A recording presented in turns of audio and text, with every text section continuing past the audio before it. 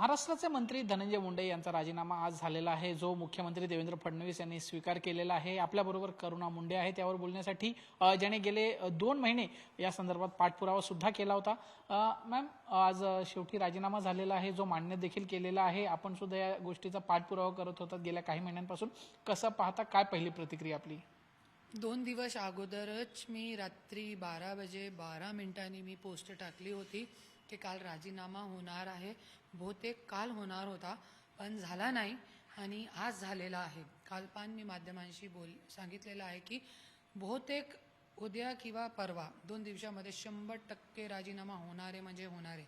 माझी माहिती जी मिळाली आहे ती खोटी नसतो आणि ते गोष्टी आज झालेला आहे, पण ते आपण राजीनामा नैतिकताच्या आधारावर व्हायला पाहिजे होता 3 महिने अगोदर, जे झाला नाही। आणि आज तुम्ही बघा की जे एक निर्गुण हत्या झालेली आहे त्याचे न्याय मागण्यासाठी त्यांची एक लहान मुलगीला रोडवरती फिरावं लागते, अनशन आंदोलन उपोषण मोठ्या प्रमाणामध्ये करावं लागते 3 महिन्यापासून, तरी आपल्याला न्याय मिळतो। कुठे चाललाय महाराष्ट्र छत्रपती शिवाजी महाराजांच्या, बाबासाहेब आंबेडकरांचं संविधान कुठे चाललाय, कुठे गेला? आणि आज हे सगळी गोष्ट बघितलेली आहे। पण ज्यांच्याकडे आंदोलन उपोषण करण्यासाठी लोक नाहीये, ज्यांच्याकडे लोकांचा मॉप नाहीये, क्या त्यांना नाही मिळणार न्याय? जसे मी आज गेले 3 वर्षापासून लढत आहे।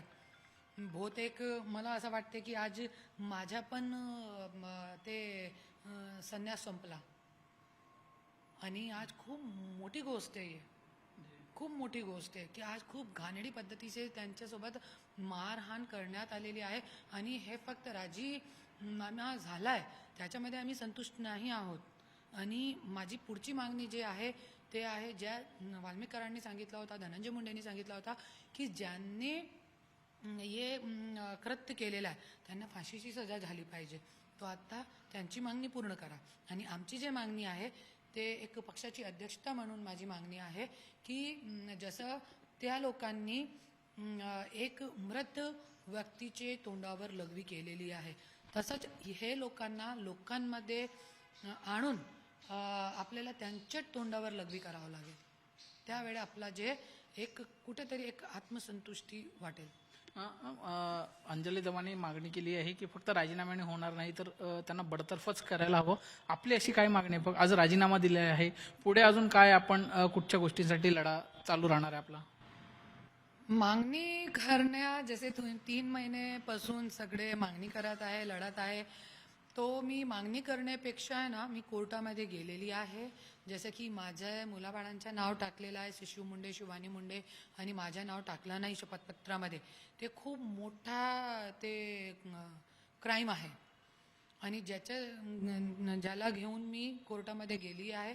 बहुतेक 6 महिन्यामध्ये त्यांची आमदारकी कोर्ट रद्द करतील आणि परली विधानसभामध्ये पुन्हा इलेक्शन होणार आहे, ज्याच्यामध्ये मी स्वतः उमेदवार असणार आहे।